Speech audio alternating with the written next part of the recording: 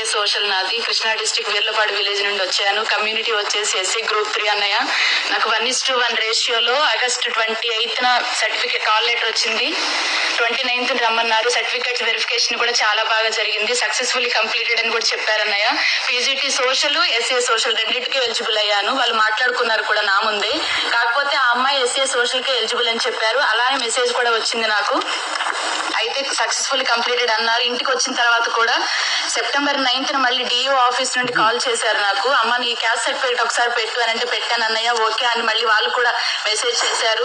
తీరా selection list వచ్చేటప్పటికి దానిలో మా పేరు లేదు. వెంటనే మా హస్బెండ్ తీసుకొని డిఓ ఆఫీస్ కి వెళ్ళాం మేము. ఎందుకు లేదు మా పేరు అని చెప్పానంటే స్పోర్ట్స్ పర్సన్ రావడం వల్ల నీ పోస్ట్ పోయింది, వాళ్ళకి ఇచ్చేసామని చెప్పాను అన్నారు అన్నయ్య. అలా వెళ్తుంది 1:1 అన్నప్పుడు ఒక పోస్ట్ కి ఒకళ్ళు ఎలిజిబుల్ కదా, అలా ఎలా ఇస్తారని చెప్పి మా హస్బెండ్ అడిగారు అన్నయ్య. అడిగితే మేము 1:1 కాల్ లెటర్ వచ్చిన వాళ్ళకి ఇస్తామని ఏమైనా గ్యారంటీ ఉందా, మీకు చూపించండి అని చెప్పేసి కాల్ లెటర్ మాది అక్కడ రాసి పెట్టింది చూపించారు అన్నయ్య. కాకపోతే జాబ్ వచ్చిన వాళ్ళకి కూడా అలానే ఉంది కదా, మాకేమన్నా సపరేట్ గా ఉంటే మేము అలా అనుకుంటాం, కానీ జాబ్ వచ్చిన వాళ్ళకి కాల్ లెటర్ లో అలానే ఉంది, మాకు కూడా అలానే ఉంది.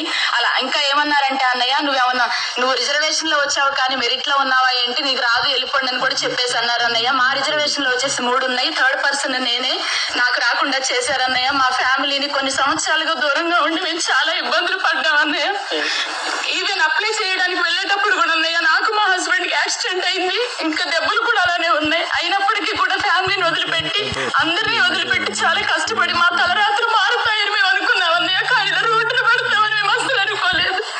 మాకు చాలా అన్యాయం జరిగింది అన్నయ్య. మాకు ఎవరు ఉద్యోగాలు మాకు వద్దు, మాకు వచ్చిన ఉద్యోగాలు మాకు ఇప్పించండి అన్నయ్య. చాలా కష్టపడుతున్నాం అన్నయ్య. మేము మా జాబ్ వచ్చిందని వాళ్ళే కంగ్రాచులేషన్స్ అని చెప్పారు అన్నయ్య. ఇంటికి వచ్చి బంధువులందరికీ కాల్ చేసాము, ప్రేయర్స్ పెట్టించుకుందామని, డేట్ కూడా కన్ఫర్మ్ చేసుకున్నాం అన్నయ్య. తీరా అందరూ వచ్చేసి ఏంటమ్మా నీకు రాలేదంటే ఈవెన్ 2 months నేను ఇంట్లో నుండి బయటకు కూడా రాలేదన్నయ్య. అమ్మ మోకాలు ఎలా చూపించుకోవాలని ఇంట్లో టార్చర్, అత్తమామల వల్ల టార్చర్ అన్నయ్య. ఇంత కష్టపడి నా కొడుకు చదివించాడు, జాబ్ వచ్చిందని కానీ చెప్పి ఇంట్లో టార్చర్, బయట టార్చర్, మేము ఎక్కడికి వెళ్ళాలన్నయ్య.